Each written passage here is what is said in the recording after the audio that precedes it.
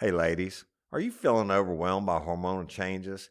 Well, you're definitely not alone. There are more than 1,000 hormone disruptors living in our environment right now. It's in your food, your water, the air you breathe, the clothes you wear, your skincare products. They all mess with your hormones. Then there's the natural hormone changes your body goes through, premenopause, menopause. And while it's a natural process, it doesn't mean you have to suffer through it. The good news is you don't have to suffer through it anymore because now you have Hormone Harmony, a formula made only with herbal ingredients that are shown to reduce hormonal symptoms in women of all ages. Hormone Harmony is not just a hormone supporting supplement, it's become a phenomenon.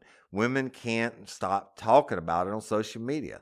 A bottle of Hormone Harmony is sold every 24 seconds. And the biggest benefit? Well, my wife says it makes her feel like her own self again. And that's what women mention over and over in the reviews. And there are over 30,000 reviews for Hormone Harmony. And for a limited time, you can get 15% off your entire first order at happymammoth.com. Just use code RLRC at checkout. That's happymammoth.com and use code RLRC for 15% off today. That's happymammoth.com and use code RLRC. It is Ryan Seacrest here. There was a recent social media trend which consisted of flying on a plane with no music, no movies, no entertainment. But a better trend would be going to ChumbaCasino.com. It's like having a mini social casino in your pocket. Chumba Casino has over 100 online casino-style games, all absolutely free. It's the most fun you can have online and on a plane. So grab your free welcome bonus now at ChumbaCasino.com. Sponsored by Chumba Casino. No purchase necessary. VGW Group. Void where prohibited by law. 18 plus terms and conditions apply. Listen to that. Nothing beats a vinyl. Some technology just stands the test of time. Our technology not only brings the cool, it also brings the heat. At Mitsubishi Electric, we've been mastering and innovating heat pump technology since 1970. EcoDan, continued innovation in heating for home and business. Mitsubishi Electric, changes for the better.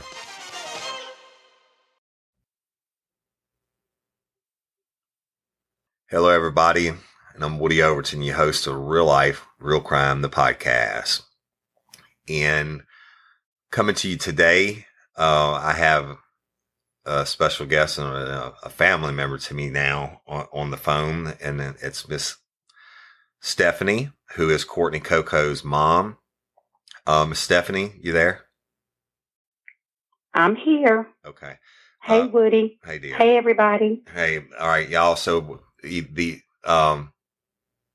Miss Stephanie has something that she wants to read, and then we're going to talk about it briefly, and then we'll explain what we're doing today. Miss Stephanie, you go ahead. Okay. 3 months ago, when the final podcast came out, Who Murdered Courtney Coco, I was asked by APD Detective Tanner to remove the podcast.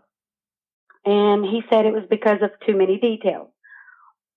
Well, we did immediately because I did not want to interfere or hurt this investigation. And so that happened. Any and all tips or information, anything with Courtney's case stopped. And then the investigation just inching along really slow. And who the suspects are, we walk among them. They carry on about their lives as usual while we wait for justice. And to say this is like a slap in the face is true. The number one suspect has even threatened a civil. So with all this being said, I am asking Woody and Jim, as Courtney's mama, to the removed podcast and hopefully get people talking again. I have nothing to lose and hope that in reposting this podcast, an arrest will be made and Courtney will finally get the justice she deserves. All right. And I'm just asking y'all to please help us again. Yes, ma'am. And okay, y'all, I want to make something really, really clear. When I recorded that episode myself, and I dropped it that night, and it wasn't even out for maybe 45 minutes. And Miss Stephanie asked me to take it down, and I did so at her request. I did not take it down because it had too much information in it. Everything that is on the podcast, the suspects in the case have been questioned by the authorities with lawyers present, even at some points with lawyers present. Everything that's in there, they already know. Their defense attorneys already know. And so wasn't doing anything to hurt the investigation, but I still pulled the podcast because Miss Stephanie asked me to. Now, Miss Stephanie, the right after the podcast and we pulled it, you had a meeting with some officials. Yes, sir. And who all was there? Went to the DA's office here at Rapid and spoke with the head DA, and there was other people present in the room. And who's assistant? Can you give their victim's names? Advocate, the detectives, the chief of police, and we were told in that meeting that they knew my child, that we knew who killed my child, and just needed a little more time to get everything they needed to make an arrest. And that was 3 months ago. And to this day, it's been arrested. And we have, we did a little picket a couple of weeks ago at the Rapides Parish Courthouse, hoping that maybe if they saw us with signs demanding that the DA would do something.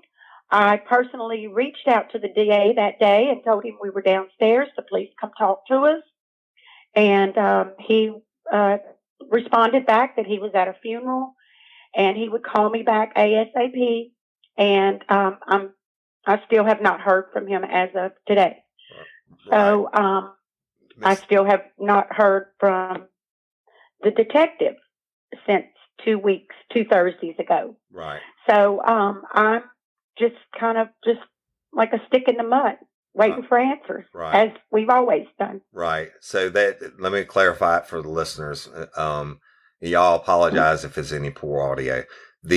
You went to a meeting, and I know when y'all go to those meetings, you roll family deep. This is a super strong family, y'all. So I'm sure your mama was there. Yes. My ma and your sisters were there. Yes, y'all, when we got this case file from them, every meeting they've had in 15 years, all the information, I mean, they should have been detectives. Okay. So I know when they went in there, they don't just go in there and listen. They go in there and they write things down, et cetera. So I just want to clarify the DA, Philip Terrell, was there. Yes. Yes. And the sheriff at the time, whoever he was, he told you, just give us a couple weeks. But first of all, the most important thing is when the information that we gave them on the suspects, he told you that is correct. There's no doubt in his mind that they are the ones that murdered Courtney. Well, Mountain murdered my child. I'm sorry. His name and everything. Stephanie, can you say it again? Because your phone cut out. Did he tell you that the suspects we had, that he knew that they... Yes.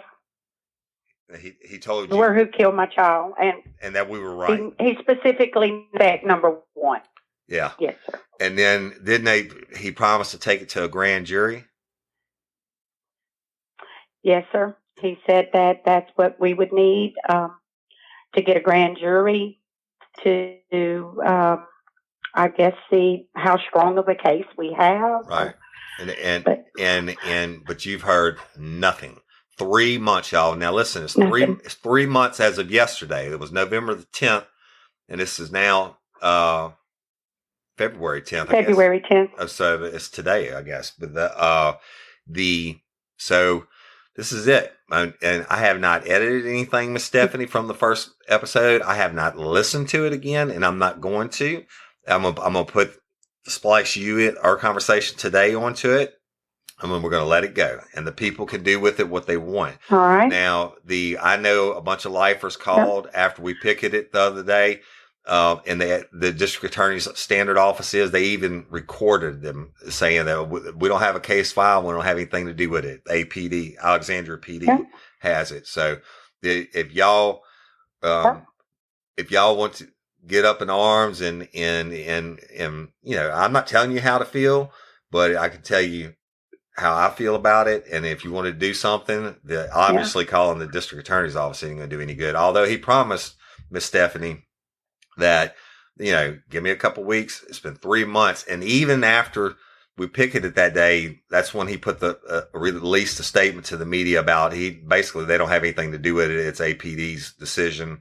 And he told you he was going to call you. He would call you. He was at a funeral. He never bothered to call you. ASAP. Yes, sir. And never called me back. And so y'all, you did listen to it. Do with it what you will. And we are not going to give up on justice for Courtney, especially when the powers that be sat there in the room and told her entire family that the murderers, they know who it is. They know we've got it right. Yep. And they were going to grand jury the whole 9 yards, and they only have a decency to give her a phone call in 3 months.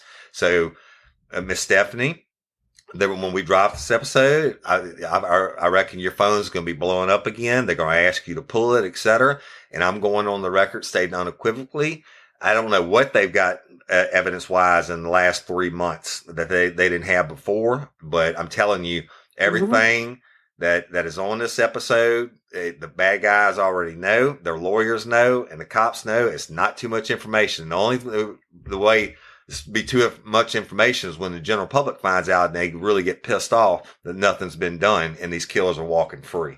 Yeah. So I'm not taking it down again. Sir. I don't care if Donald Trump calls. Sir. I'm not taking it down. This is for Courtney. Sir. So, and y'all would never do anything to hurt an investigation, but these facts are already known to these guys. But we're not. They're already known. That's right. That's right. We're doing it for Courtney. Yes, sir. And we want to thank everybody for and that's support. The main doing what I need to do is for Courtney. That's right. And if I get arrested or in trouble, I'm not worried about that either. I guess what, I'll be right there with you, sweetheart. All right.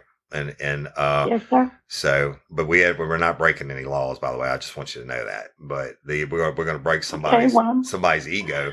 But that's on them. Just trying to hold someone accountable for what they did to my child. Well, hey, these are elected. She didn't put there. These are public officials that they have to answer. Even the police department has to answer. I mean, it's just what it is. How dare you go 3 months and not?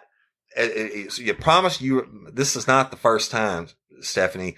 How many years ago did you call me for the first time about this case, and then they promised you the moon, and they did nothing? And then they promised you the moon, and it did nothing. Yep. So, but anyway. 2 years ago. Yep. So, well. Yes, sir. Well, So, I'm ready to do what I got to do. It's not about me. It's about Courtney. Okay. Well, we're going to do it. And I got love for you and the whole family. And we'll let the craziness be what it'd be after the episode drops. And we're not above picking it again or doing whatever we have to do. So, no, sir, we're not. Y'all, so you Stephanie, thank you so much. I want answers. I want to rest. Thank y'all very much for listening. All right. We love you, sweetie. All right. Okay. All right. Thank you, Woody. All right. Bye-bye. Okay. Bye-bye.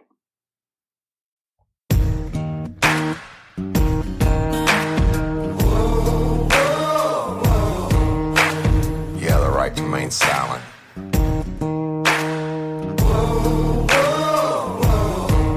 Anything you say can and will be used against you in a court of law. You have the right to an attorney prior to and during any questioning. You can't afford one, a court will appoint one for you. You understand your rights. Your crime spree was over, son. Yeah, you thought you had it licked, but Hitman overturned, made your sugar turn to shit.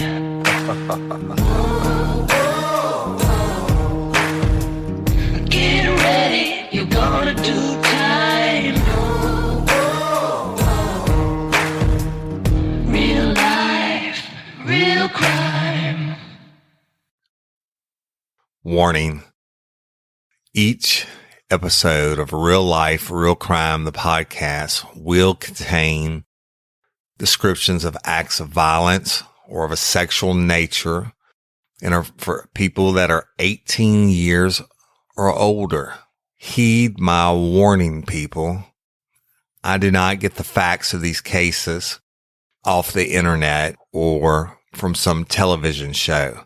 These facts I'm retelling were presented to me by the victims of the crime or the perpetrators who committed the crimes. My descriptions of the crime scenes are what I saw with my own two eyes. If you are going to get offended, turn this podcast off now. Thank you. Hello, everybody, and welcome to this episode of Real Life, Real Crime, the podcast. As always, I'm your host, Woody Overton. I'm coming to you today and going to tell the story on this episode of Who Murdered Courtney Coco. And without a doubt, this is the most important recording I've ever made and probably will ever make. And, you know, I'm unscripted and unedited, etc. But I have been thinking for weeks now on how to present this in a chronological and order, because everything that I'm going to say is so important to Courtney's case. So you just have to bear with me. But, you know, we haven't dropped an episode on Courtney for the last 3 weeks. This would have been for almost a month, because the investigation into her homicide was active and ongoing. And the last thing I would ever do is something to hinder the investigation by authorities into Courtney's case. I don't want to do anything, or didn't want to do anything to screw up any potential evidence or anything like that. And I'm not doing it now, because everything I'm going to tell you today, the suspects in this case, they already know every single bit of this information.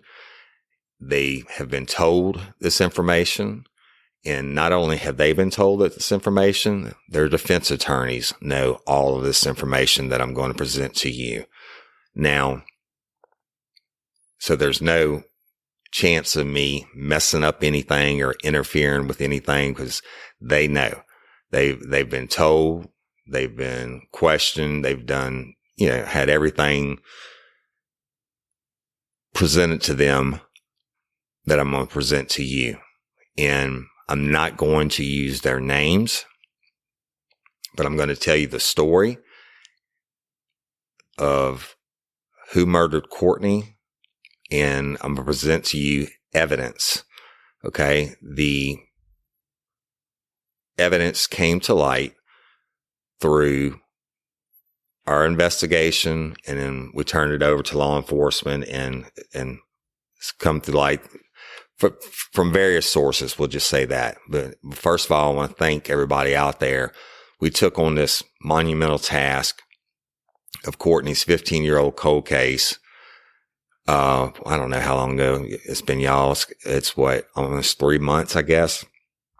And I promised Courtney's mama that I wasn't going to give up on this case, and I'm not going to give up on it. And everything I'm going to tell you today, I've already told her, and she knows, and the family knows, and she is 100% agrees with me putting this out there. So we make sure we get justice for Courtney.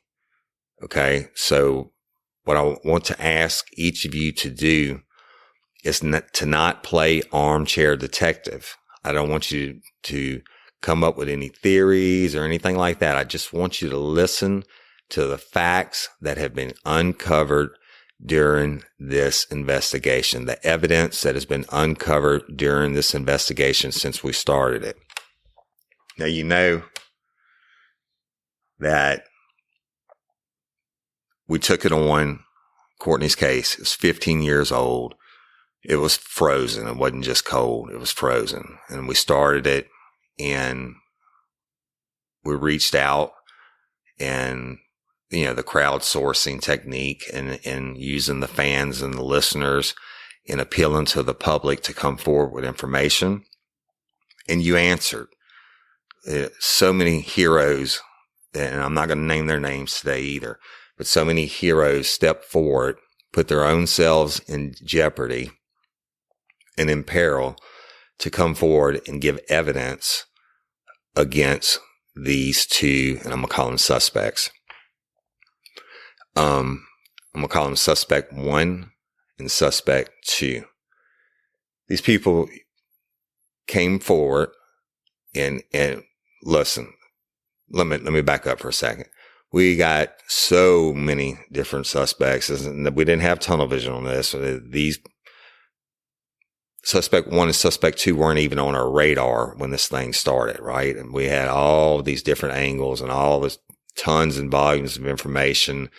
And we worked through it through 7 weeks. It took Jim and I to narrow the field down and really focus in to the point where we had enough evidence where we no longer, being law enforcement officers, had to turn it over to the officials so they could further the investigation.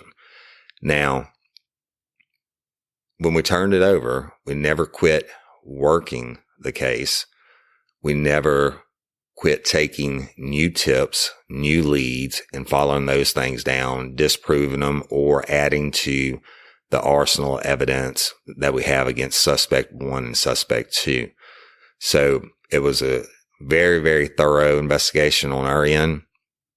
And we, as y'all know, at a certain point, we had to present it to the powers that be so they could further it. And today, I don't want y'all playing detective. I want you to be a jury member. I want you to act like you're a jury member in a trial and you're hearing evidence. And when I get done telling all the evidence today, I want you to decide. You make your own decision on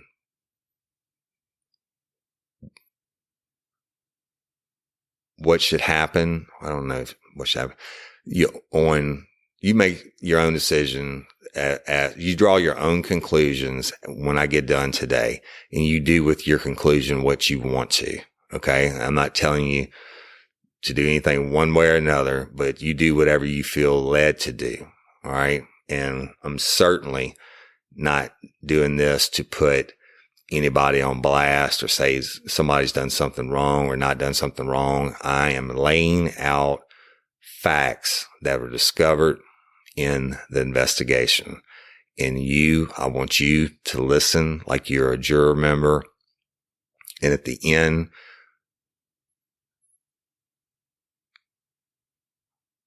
you let whatever you think it may be, you let it be known. Okay. So that being said, the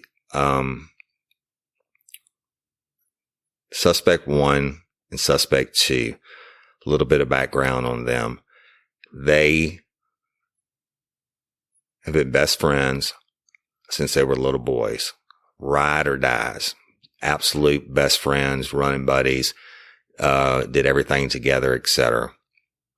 The super, super tight way back when, at least they were in 2004.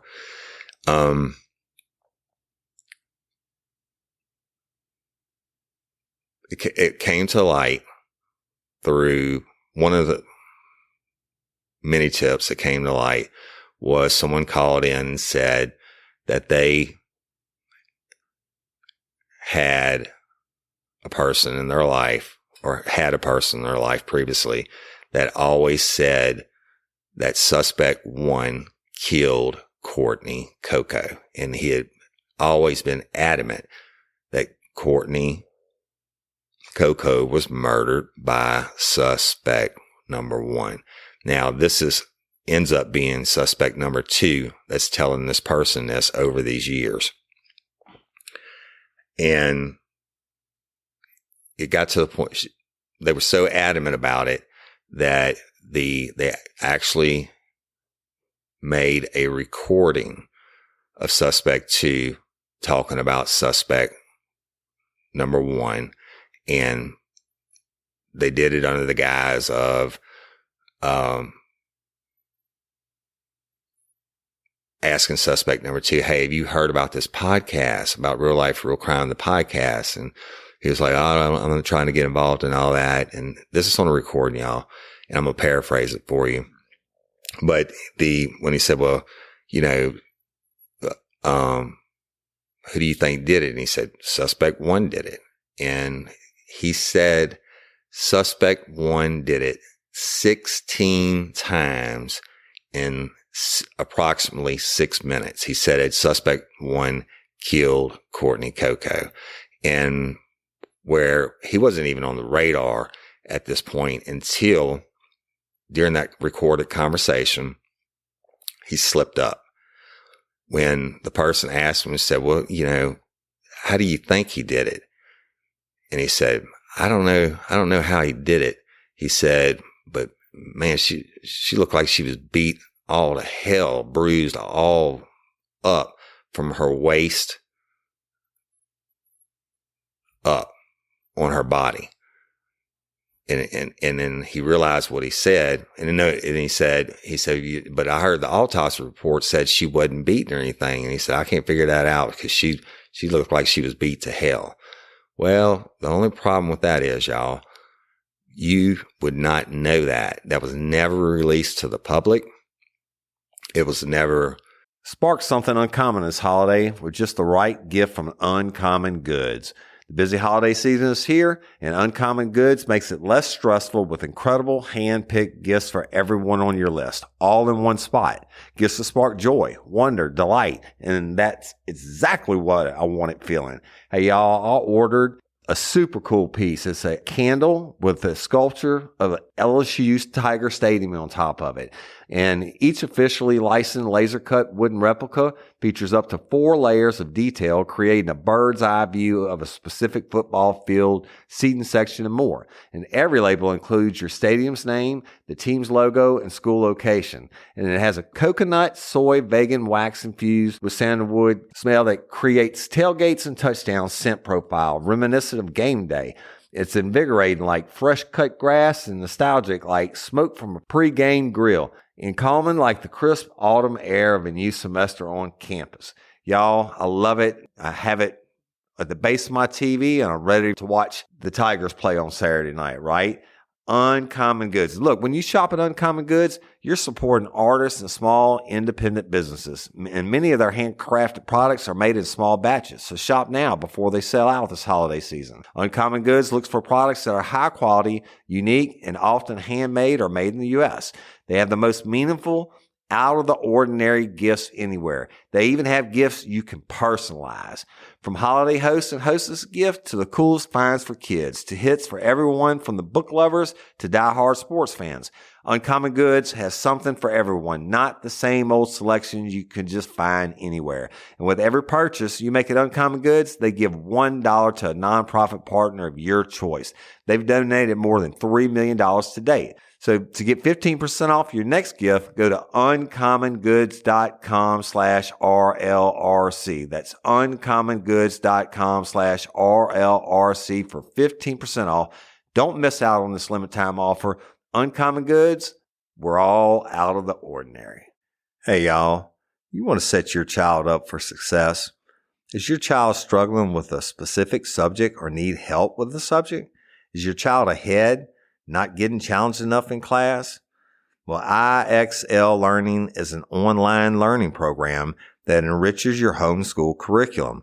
It offers practice in math, English, language arts, science, and social studies while adapting to each child, meeting them where they are. Plus, IXL encourages students to become curious and empowers them to choose how to learn. Look, we homeschool our son. No doubt about it. He's more of a visual learner, and we use IXL, and Cindy teaches him, and there are so many different benefits to the program. It adapts to exactly what he needs in different areas. So IXL is the perfect supplement to your homeschool curriculum. IXL offers interactive practice problems, educational games, lessons, and video tutorials for every topic you're teaching at home. It's easy to use, time-saving. Everything on IXL is organized by grade, subject, topic, and subtopic, making it simple to find activities for the exact skills you are covering. IXL offers instant feedback and explanations of new topics as kids use the program. Kids can explore any topic in any grade level. They aren't forced into a single learning path like they are on other programs. If you're homeschooling your child because they were falling behind or because they were too far ahead like our son, IXL is a great program to help them get the exact support they need.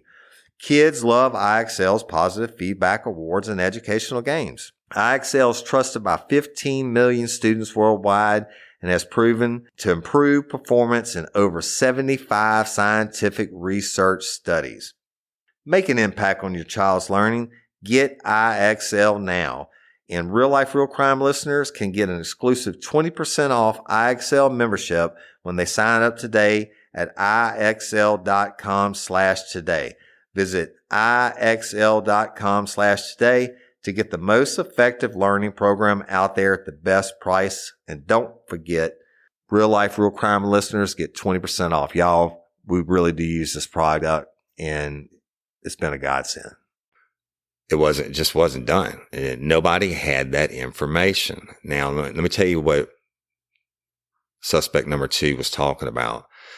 Suspect number 2 was talking about what we call lividity. Okay? Lividity is when you die and your heart quits beating, whatever position you're sitting in, once your heart quits pumping the blood throughout your body, gravity takes control. And all your blood drains to the lowest point of your body. All right. And when it does that, it looks horrible. It looks like severe black and blue bruising. And you think about it, you get a bruise, somebody hits you on your arm, you get a bruise, that's because the blood pools in that spot. Or you bump into something, you get a bruise, that's because the blood pools in that spot, right? That's what gives you the discoloration. Well, when your heart quits beating, let's say you're laying down on your back and your legs are in the air, you're put in the trunk of a car, right after you're killed, and you're left there for a couple of days, guess where all your blood's going to go? It's going to flow down towards your bottom, up to your shoulders. And if your head's been up, it won't be on your head, right? But so suspect 2 says in this recording, he said, when asked, how do you think suspect number 1 did it? He said, man, I don't know. But she looked like she was beat all shit. Man, she was bruised from her butt to, her shoulders, or however it was he said it exactly. But even when he said that, I was like, holy shit, man. And then he said, but the autopsy said that she wasn't beaten or anything, and there was no signs of trauma. He said, I can't figure that out because she looked like she was beat to shit. But she's just really black and blue from her lower part of her body to the top part. The only way you know that is if you saw it. So that's the first time that suspect 2 comes on our radar. Now,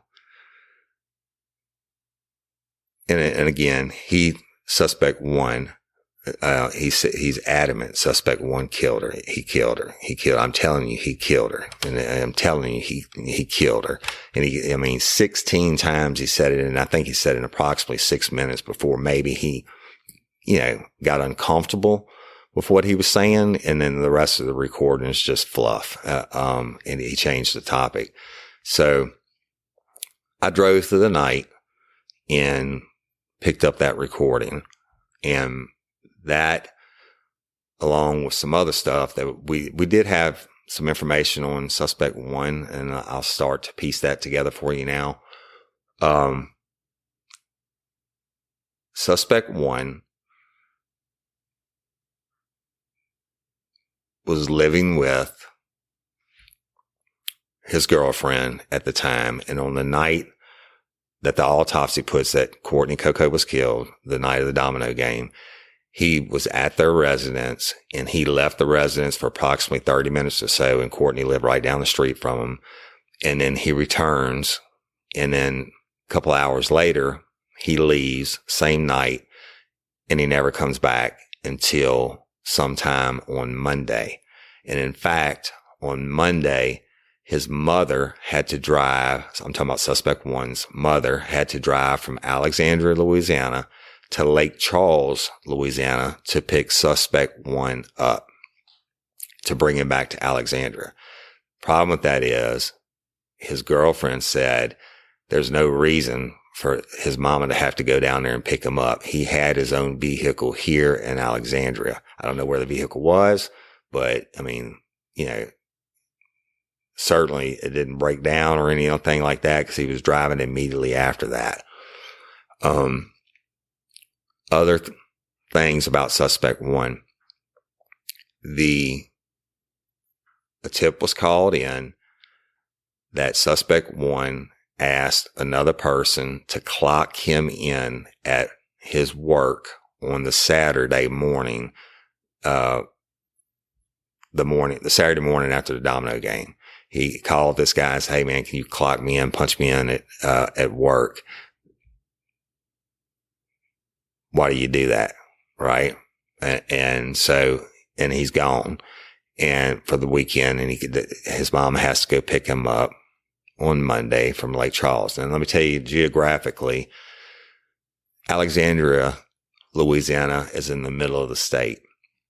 Lake Charles is in the bottom western corner of the state, close to the Texas line. And it's probably, 50 miles from Winnie, Texas, where Courtney's body was dumped. Okay. So,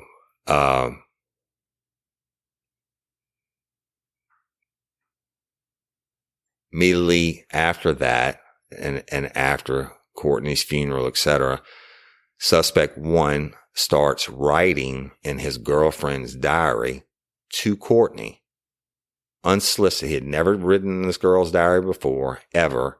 And he starts writing stuff in the diary, and she's just thought it was so freaking weird that he's writing stuff to a murdered girl in her diary, right? Take it a step further. Within a couple weeks after the funeral, he shows up at home and comes in the door and has a new comforter set that he had just purchased for him and his girlfriend. And guess what? Is the exact same comforter set that went missing from Courtney's house. And that's very distinctive because it was leopard skin. Okay. I don't know too many guys that are going to go out and buy a leopard skin comfort set, but he does that and he brings it home. Again, the girlfriend thought that was highly irregular, and strange. And they broke up, a couple months later or whatever. And then they got back together, and the girlfriend liked suspect 1's mom, and they went over to visit her at her residence. They walk in the door. Suspect 1's mom is sitting on the couch, and she's covered up in what appears to be Courtney Coco's comforter, the leopard skin print comforter. And she said it freaked her out. And she was like, and it just took her back. And she just, was really kind of weirded out about that. And she knows what Courtney's comforter looked like. So that's a proven fact.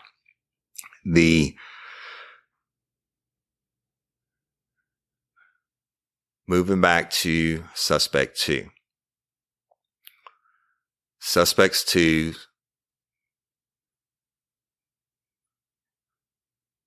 the person I'm going to got the audio recording for suspect 2 for us, she said on that weekend, suspect 2 on that Friday had been in Alexandria riding 4-wheelers at a place they called the Dunes with Courtney, and that he had got in a 4-wheeler wreck that afternoon, that Friday, and he was supposed to come to Lake Charles that weekend for a birthday party and bring a bike or something like that.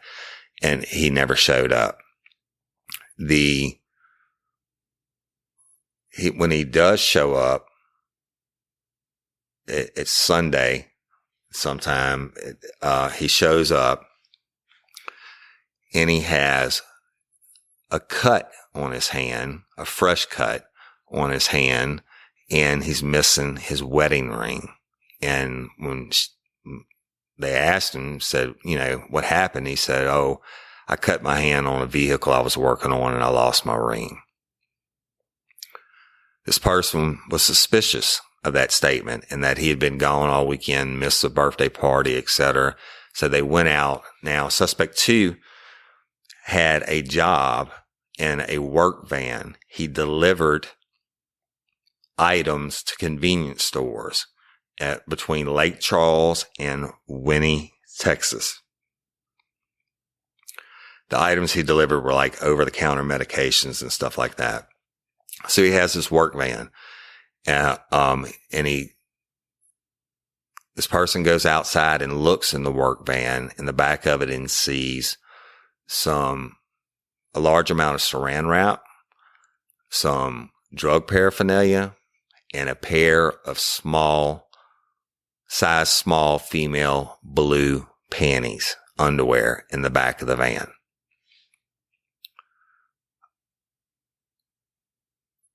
They confronted suspect 1. This person confronted suspect 1 about the underwear, etc., and he denied it and what have you, and played it off. And he had to load his van at this time. He said he had to load his van and go make his delivery route. Stay with me. This is important. So he shows up after being gone in that Sunday night, and he's got fresh cut on his hand. Wedding ring is missing, and he says he has to load his van. And the person went outside and found the underwear and the women's underwear in the back of the van. So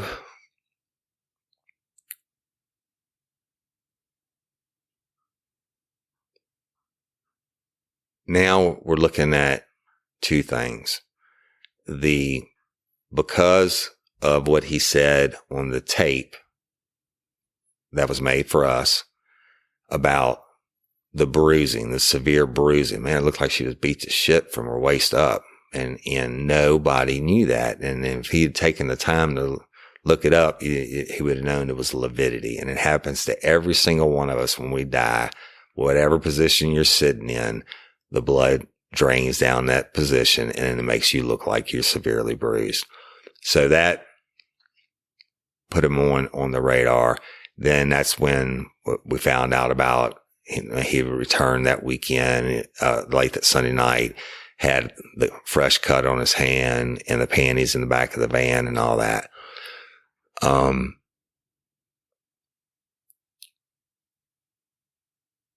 Some point we turn it over and the investigation continues, and the investigation shows that it's discovered also some tips came in to us that suspect 1 straight up told them that he murdered Courtney Coco and wrapped her in her comforter and took her out and put her in the trunk of the car. All right. Now, he didn't just tell one person. He didn't just tell 2 people. He didn't just tell 3 people. He told 4 people, not at the same time. He told 4 different people that have come forward, given sworn affidavits, and are willing to testify in court that, hey, he told me he murdered her, wrapped her up in her comforter, and put her in the trunk of the car. Now, you put somebody in the trunk of the car like that, again, and the lividity sets in, and we know Courtney's body, when it was found Monday morning, showed advanced signs of decomposition. And at first, Detective Rabelais and them couldn't believe that she had only been dead for a couple of days because her body was so far decomposed. Well, that's because it was riding in the trunk of a car, and it was still hot that time in October, the beginning of October that year. Now, you know how hot your car is when you get into it regularly, right? Like the front of your car with the windows, etc. The trunk is like that times 100. It's like literally like an oven. So that would account for the advanced decomposition. We know Courtney was seen alive that night. She's on video at a convenience store late Friday night. And there's a lot more statements and witnesses that can attest to the fact that she was alive late Friday night. He told 4 separate people that he murdered her at different times over the span of the years. 4 separate people. These people don't even know each other, and that these people had the balls enough to come forward once they heard the podcast, and other people said, well, this person said that suspect 1 told them, and that person was reached out to him, and they were like, hell yeah. He told me, I'll never forget that he told me. And yes, they gave their statements and they are willing to testify in court. So that's where we're at, right? So the suspect 2 is brought in and asked about they didn't ask him straight away or play the tape for him or anything like that. It asked him, do you know anything about suspect 1 killing Courtney Coco? Nope. Don't know anything about it. Absolutely nothing. Well, we know that's a lie. I mean, he said it 16 times in 6 minutes. Then they press him a little bit more, and he gives a little bit more, and then he goes back and forth, and he gives a little bit more every time. He ends up finally saying that suspect 1 told him that his mama, suspect 1's mama, got Courtney's blanket out of her car and took it inside and washed it. Inside her residence and washed it. Well, it doesn't really make a lot of sense, right? Why would you just say that after you changed your story so many times? Why do you say that? And the one thing that never changes, y'all, and I've been doing this a long time, the one thing that never changes is the truth. You don't have to keep changing your story if you're telling the truth. So he ends up saying that, suspect 1, I think he said at first he told him on the phone, and he ends up, after he's pressed a little bit further, and he says, no, I actually went over there 2 days after Courtney's body was found, and he told me my mama got Courtney's blanket comforter out of the trunk of the car and took it inside and washed it. Now remember, this is the same blanket, allegedly, that suspect 1's girlfriend saw the mama covered up in however many months later. So suspect 2 continues to get pressed, and to the point where, he doesn't say too much else other than that, and he leaves. Now I'm going to look at something real quick.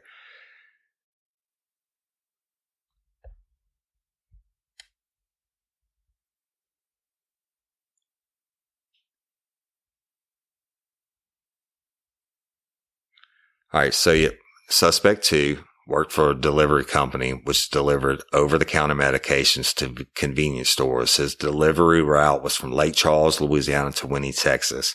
He had a delivery van provided to him by the company he worked for.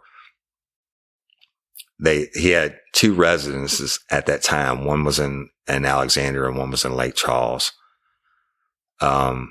The person that came forward about him is adamant that he was not there that weekend because they were pissed that he missed the party and didn't bring the bike like he was supposed to. That person gave us a sworn affidavit about his strange behavior and his whereabouts, about suspect two's whereabouts or lack thereof the weekend of the murder and his strange behavior thereafter.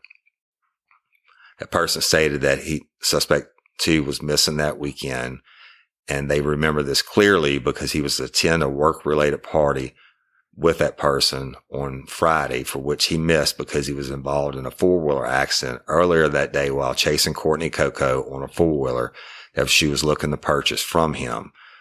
This person said that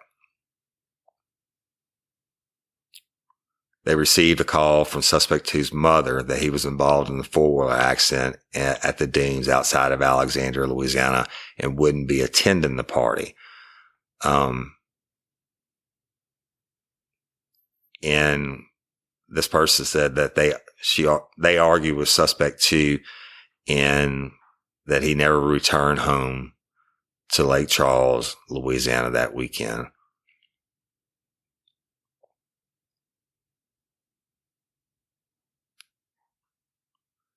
This person remembers that weekend clearly because they were incredibly disappointed in suspect two and were angry that suspect two was missing and didn't pick up the bicycle. On October the 4th, 2004, in the early morning hours, suspect two arrived back home in Lake Charles, Louisiana, where he resided. This person says she was extremely suspicious of suspect two's behavior and drug usage. They noticed that suspect two had a cut on his hand and that his wedding band was missing. They asked him about this and he claimed that he lost the ring at the shop where he does mechanic work on the side. They didn't believe what he was saying, so they decided to look inside his van. When they looked inside the van that he used for work, they noticed some drug paraphernalia, a lot of saran wrap, along with a single pair of blue female underwear, size small. This person became very upset with suspect two and began accusing him of having an affair, etc. Now, this was only a few hours before Courtney's body was found in Winnie, Texas. Suspect two then left a few minutes later in the work van after loading his work supplies and began making his work deliveries. It's to be noted that Courtney's body, and I know y'all know this, but was found nude from the waist down.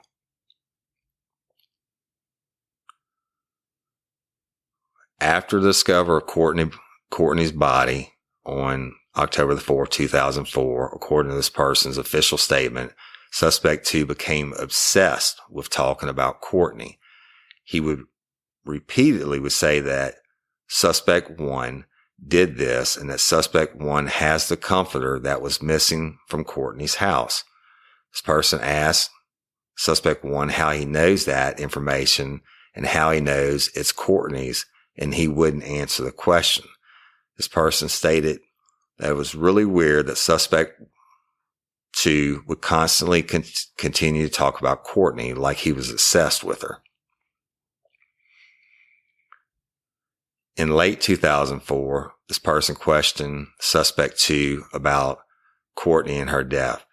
Suspect two became irate over the questioning and began beating on this person and threw him out of a moving vehicle. This person remembers this clearly because it was the first day of a new job that they had in Alexandria, and they had to be comforted by their new work associates, as it was very obvious she was beaten up that day and had a traumatic episode. This person recorded a conversation that she was having with suspect two in September 2019. This was the one she recorded for us, y'all. On this voice recording, suspect two stated 16 times that suspect one did this to Courtney and how upset the family is going to be when they found out who actually did the murder. Suspect 2 stated that Courtney was wrapped in her comforter and put in the trunk of her car. He further stated on the audio recording that Courtney's body was black and blue from the waist up. Note, this was never known to the public or released. This is because of her position in the trunk along with the lividity, which was only present from the waist up. When law enforcement went to pick up suspect 2 finally to interview him, the first thing he tells the detective is, when he gets to his residence, he says, and I quote, the text says he needed to go talk about Courtney Coco. And suspect 2 says, I've waited 15 years for this. He voluntarily then went with the detectives to be interviewed about Courtney Coco's death. He denied having any involvement or knowledge about Courtney's case other than saying that suspect 1 had her blanket at his mother's house. He said he was told by suspect 1's grandmother before changing his story later on that he was actually told by suspect 1 himself. So that's the first time he changed it. When asked about his whereabouts on the weekend of October 1st, 2004 through October the 4th, 2004, suspect 2 stated that he was at the dunes with Courtney Coco and suspect 1 riding 4-wheelers. When he got there, he injured himself and had to go to the hospital. He had to leave his 4-wheeler with Courtney and came back to get it from suspect 1 at the dunes on Saturday, October 2nd, 2004. He said he went back to his residence where he slept most of the day. Hey, y'all, let me tell you about Gobble. All Gobble meal kits are pre-prepped. That means less work for you and less waste in your kitchen. Their meal kits include everything you need so you can save time at the store or just skip that trip entirely. I got the box in and I had 3 different meals. I had a Kung Pao chicken, crispy fish tacos, and a beef bourguignon, however you say it. But let me tell you about the classic beef bourguignon. Look, it came with beef pot roast and a beef broth concentrate, red wine demi-glaze, cremini mushrooms, cipollone onions, mashed potatoes, baby carrots, and rosemary thyme butter. It was so easy to make. Literally like 15 minutes it took Cindy. And let me tell you something, and all the dishes were fire, but this thing was like a taste explosion in my mouth. It's just unreal. We've got to spend more time together and more time doing the things we love because everything came in this one single box right to my door. So see what a difference Gobble will make for your household. Right now, they're offering my listeners a fantastic limited time deal. You get $120 off across 4 boxes plus free shipping and free cookies. And let me tell you, those cookies, I ate one that was sin baked and it was delicious. Go to gobble.com/real life. That's GOBBLE.com/real life for $120 off your first 4 boxes. This offer is not available on the home site, so don't miss out. This is genius. It's taste explosions in your mouth like you never had. Hey, y'all, let me tell you about Mochi. Mochi is a telehealth platform that connects patients seeking medication-based weight loss treatment with board-certified doctors and dietitians to help them determine the best treatment options to accomplish that goal. Mochi's program is completely virtual, meaning you can access their services anywhere in the United States and you will be meeting with their team online. You deserve doctors that listen. Mochi is dedicated to providing holistic, patient-centered care that prioritizes overall well-being with the goal of transforming how weight management is approached. Mochi Health takes a holistic approach to weight loss that includes visit with board-certified doctors, nutrition consultations, and medications delivered to your door. Science-backed medications including GLP-1s like Ozempic and generic compound versions, affordable and accessible regardless of insurance coverage. With Mochi, their dietitians work hand in hand with your medication to create personalized nutrition plans that fit your lifestyle. Reach your weight loss goals with science-backed, FDA-approved GLP-1 medications and support from real doctors and guidance from registered dietitians and help with making easy and sustainable changes to achieve results. Y'all have seen this. My wife has done it. My brother-in-law has done it. One of my best friends is doing it, and it really is an amazing process that works. So get started at joinmochi.com and use code RLRC to receive $40 off. That's join, JOINMOCHI.com, and use code RLRC to receive $40 off and let Mochi help change your life. He left to go back home to Lake Charles, Louisiana on Sunday morning to clean out his work van and load it up for deliveries and then start early in the AM on Monday. Note, this is not factual because if he went home, he wouldn't have missed the party. He also did not have his work van loaded because he had to leave for Winnie, Texas, where Courtney's body was found, and he went back to Lake Charles, Louisiana to load his van. And that was late on Sunday night, and that's when that person got suspicious and went out and looked in the van and found the panties and the saran wrap, etc.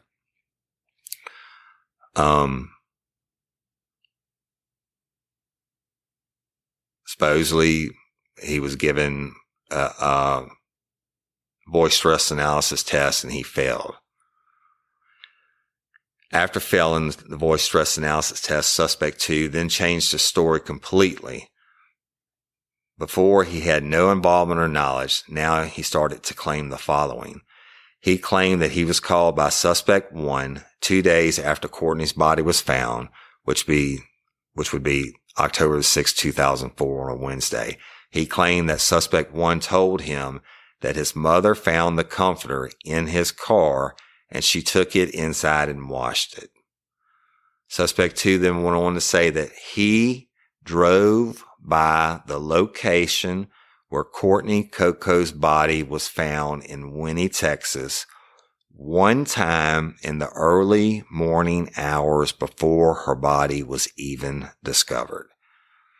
He claimed that he didn't know her body was there at the time that he drove by. He then went back to Lake Charles, Louisiana, because he forgot his delivery load for his daily deliveries. Now, again, he's changing his story. He said he had loaded the van on Sunday morning, and now it's Sunday this night, and he just happens to drive by where Courtney's body was dumped. And let me tell you something. I went there. You don't happen to drive by this place, and it had nothing to do with his delivery route.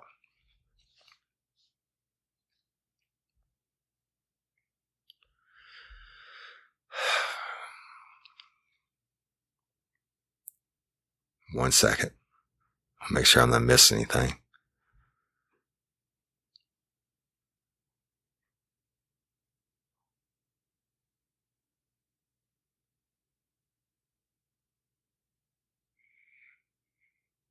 All right. So,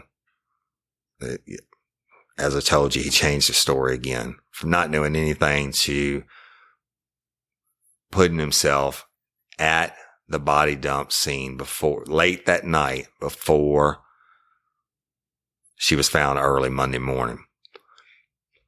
Now,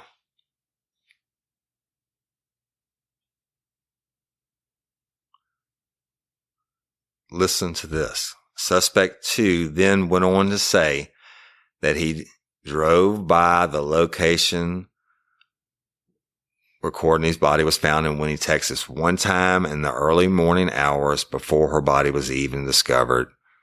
I told you that. But he said he did that, but he had to run back to Lake Charles. You can't just run back to Lake Charles. It's like 50 or 60 miles to where her body was dumped. But, he goes back to Lake Charles because he just happened to forget all his delivery stuff, right? And that's when he showed up, cut on his hand, ring missing, and the panties were found in the van. Now listen to this. Suspect 2 stated that he knew that the phone records are going to put him there, meaning at the body dump site, that he knows his phone records are going to put him there. And that is the reason why he wanted to admit to why he was in Winnie, Texas. He said he passed by Winnie, Texas 3 specific times on October the 4th, 2004, before and after Courtney's body was discovered. Suspect 2 then changed his story once again that he actually got up early in the morning on Monday to clean out his van. He drove to Winnie, Texas before turning around to head home to get his workload.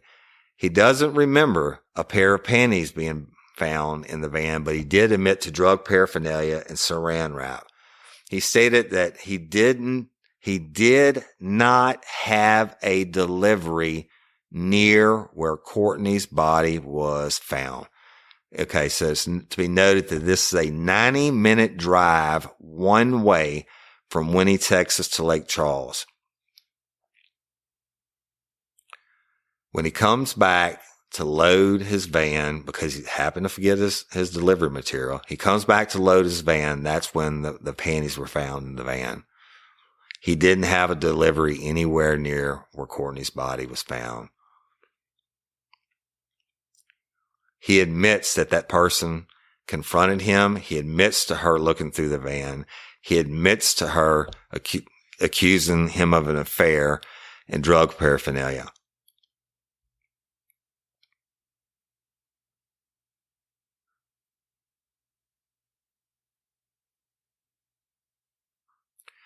He then requests an attorney and is released at that time from any further questioning. A couple days later, on around 11/3 of 2019, Suspect 2 contacted 2 other people who came forward and made statements about this. And it says Suspect 2 confided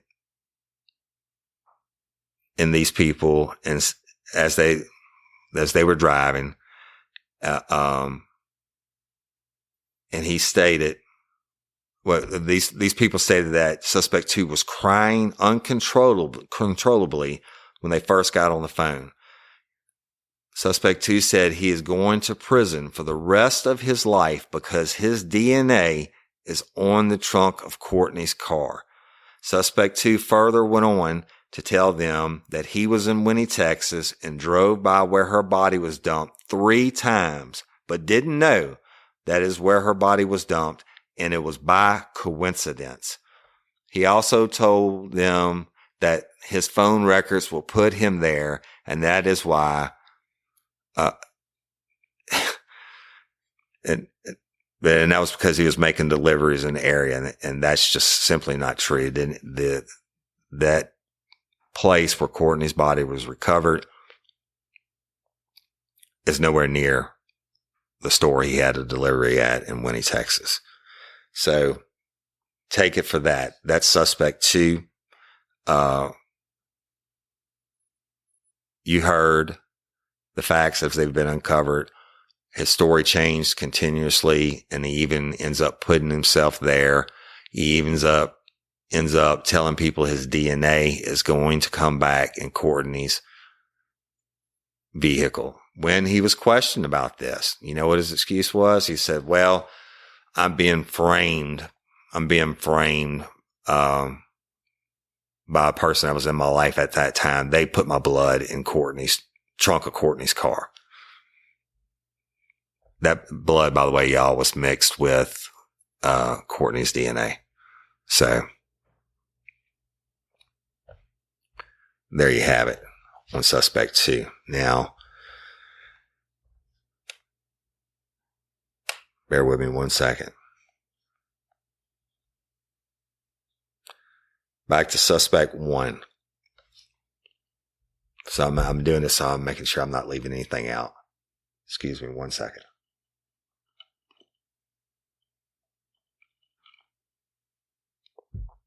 Suspect 1. He was the boyfriend of this person I told y'all about in 2004. This girlfriend of his has totally been cleared in this investigation numerous times, including by myself, by a polygraph, and by other people on the polygraph. Okay. She had absolutely nothing to do with it, but she did say that he left.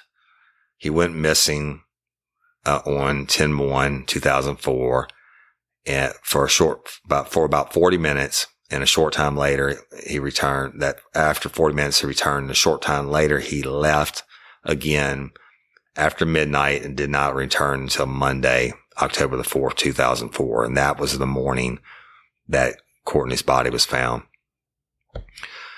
On that Monday, he was picked up. Suspect 1 is picked up in Lake Charles, Louisiana. Now, this is where Suspect 2 has a residence at also. He's picked up in Lake Charles, Louisiana, even though he lived in Alexandria, by his mother and was driven back to Alexandria, Louisiana. Again, is a known fact that he had his own vehicles proven by his girlfriend at the time. And so it didn't make sense as why he needed to be picked up in Lake Charles. This is confirmed by the girlfriend's statement. According to Suspect 2, Suspect 1 called Suspect 2 and asked him to come by his mother's house. Suspect 2 stated that when he got there, Suspect 1 met him outside, and Suspect 1 told him that his mother found Courtney's blanket inside of his vehicle and took it inside and washed it. To date, 4 witnesses have come forward and provide sworn affidavits and are willing to testify that Suspect 1 told them directly that he killed Courtney, wrapped her body in a blanket, and stuffed her in the trunk of her vehicle. These statements came from 4 different people, period, independent of each other, and they all had the same story. This came to light after the podcast was aired. Our podcast, Real Life, Real Crime, was aired in 2019. When Suspect 1 was interviewed about those people giving the sworn statements, he said they're just trying to get him fucked. And again, after Courtney's death, Suspect 1 started to write into his girlfriend's diary about Courtney. He returns home to their residence one day with the same comforter set that Courtney had, but this one was brand new, y'all, still in the packaging. And then at some point later, they broken up, got back together. They go over to visit Suspect 1's mom because the girlfriend liked her. Walk in and she's covered up with the leopard skin comforter, same one Courtney had. And this goes with him supposedly telling Suspect 2 that his mama took Courtney's comforter inside and washed it. Now, why would you wash it if you were going to throw it away?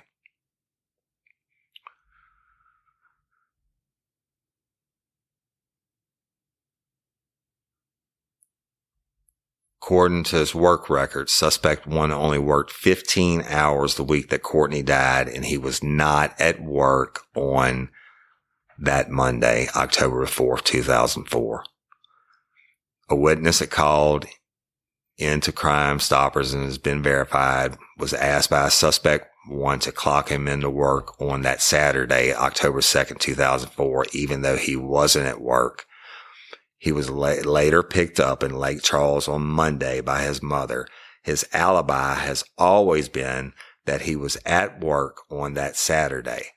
But when he was questioned about that alibi, he changed the story and claimed that he was at the dunes that Saturday riding 4-wheelers with Courtney and Suspect 2. Suspect 1 and Suspect 2 have been best friends since they were toddlers. Suspect 2 has always made the comments to the person I mentioned that Suspect 1 killed Courtney and his mother has the blanket. And we're talking over a period of years, y'all. And this is before we got her to do the recording. But on the audio recording of Suspect 2, he states 16 times in 6 minutes that suspect 1 killed Courtney. He further stated the family is going to be so upset when they actually found out who did it. Suspect 1 also supposedly failed polygraph testing.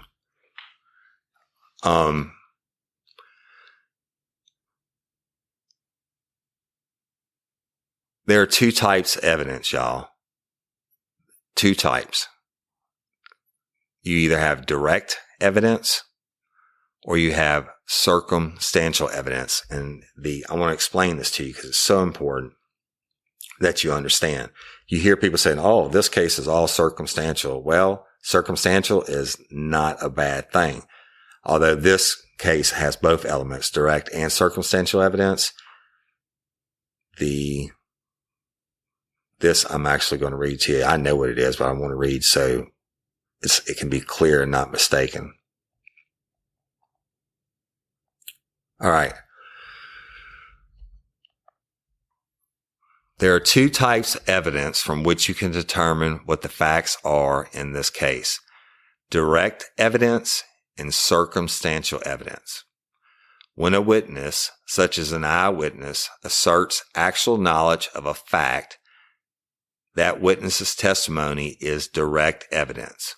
On the other hand, evidence of facts and circumstances from which reasonable inferences may be drawn is circumstantial evidence. Let me give you an example. Assume a person looks out a window and saw that snow was falling. If he later testified in court about what he had seen, his testimony would be direct evidence that snow was falling at the time and he saw it happen. Assume, however, that he looked out the window and saw no snow on the ground and that he then went to sleep and saw snow on the ground after he woke up. His testimony about what he had seen would be circumstantial evidence that it had snowed while he was asleep. The law says that both direct and circumstantial evidence are acceptable as a means of proving a fact. The law does not favor one form of evidence over another. It is for you to decide how much weight to give to any particular evidence, whether it is direct or circumstantial. You are permitted to give equal weight to both. Circumstantial evidence does not require a greater degree of certainty than direct evidence. In reaching a verdict in a case, you should consider all evidence presented, both direct and circumstantial. Now, let me tell you something. Most people don't realize that DNA, unless you have the person on video and they touch the counter like in a robbery and you get the DNA from that spot, that would be direct evidence. DNA left at a crime scene is circumstantial evidence. If I go in and I commit a crime and I cut myself and I leave my blood and my blood's there, but nobody saw me. There's no cameras, no witnesses, no nothing, but the crime lab comes out and they test my blood. My blood is in CODIS and it comes back as a match to me. That crime lab technician is going to testify at my trial that whatever the number is, yes, it's a 1 in 3 trillion chance that 3.6 trillion chance that this is not Woody Overton's DNA. Meaning that, I mean, you know how many people are in the world, right? This almost just unbelievable odds that it's not mine. But guess what? It's still circumstantial evidence. It's not direct evidence because it's circumstantial. You can't prove it. You have to infer by the circumstances. And the circumstances on the DNA would be is such an astronomical number that not even that many people exist in the world that it has to be mine. But it's still inferred. In this case, suspect 1 telling 4 different people that he killed Courtney, I would call that direct evidence. They heard it from his mouth, right? And maybe you could call it circumstantial. I don't know. But you know, it's bad. The suspect one, certainly the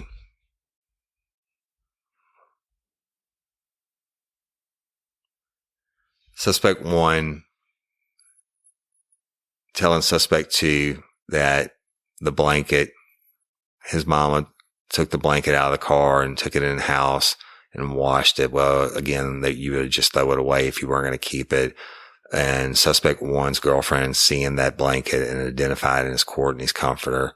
Suspect one, writing in the diary. Suspect one buying the same comforter set, doing all this stuff. You know, it is what it is. Y'all make the decision on it. Okay. Suspect two, putting himself at the body dump site 3 times because he says, I know my cell phone records are going to show that I was there. But he comes up with this lame ass excuse that he forgot to get his work stuff. And remember, his story hadn't stayed the same through any of it. He changes.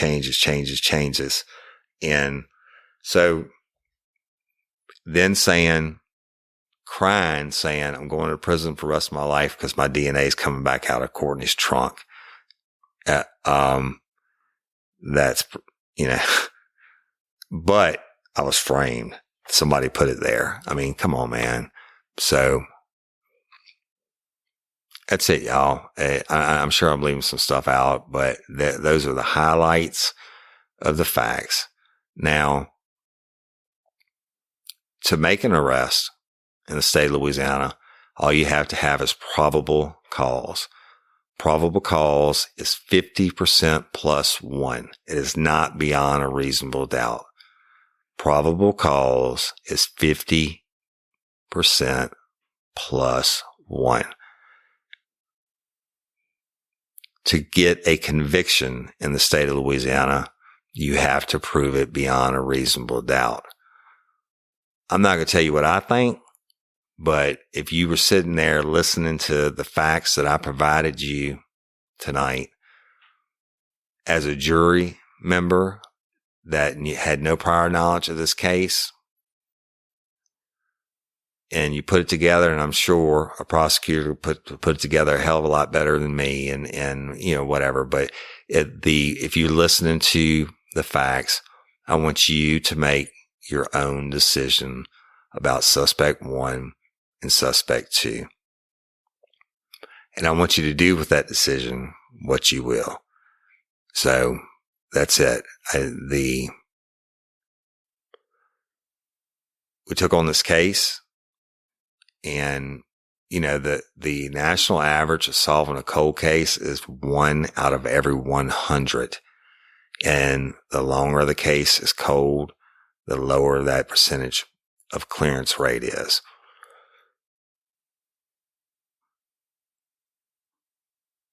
We did what we said we were going to do for the family. And I told you before I started telling you all this information that the family knows everything that I've told you, and Courtney's mama knows, and she was absolutely on board with me telling everybody where this case is at.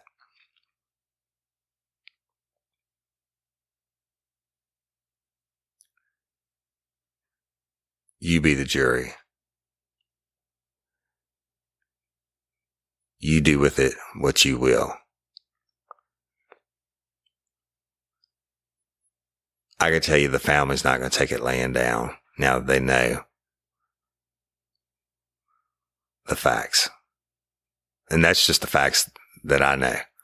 And I'm sure there are more that I'm not privy to. And that's okay. But because what I heard and what I know and what we developed over the case of this however many months now, it is what it is. I'm not going to say my opinion. I don't want to influence anybody one way or another. But you be the jury. You decide about suspect 1 and suspect 2.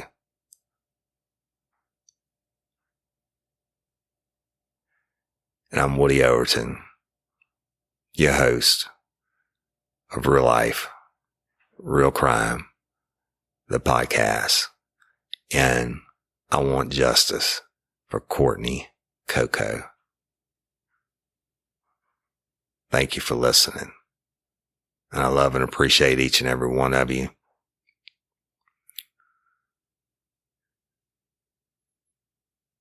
And this story needs to be told. Justice for Courtney. I appreciate y'all. Peace.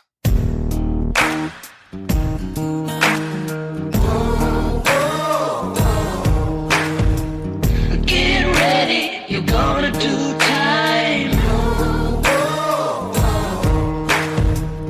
Real life, real crime. It is Ryan here, and I have a question for you. What do you do when you win? Like, are you a fist pumper, a woohooer, a hand clapper, a high fiver? If you want to hone in on those winning moves, check out Chumba Casino. Choose from hundreds of social casino style games for your chance to redeem serious cash prizes. There are new game releases weekly, plus free daily bonuses. So don't wait. Start having the most fun ever at ChumbaCasino.com. Sponsored by Chumba Casino. No purchase necessary. VGW Group. Void where prohibited by law. 18 plus. Terms and conditions apply.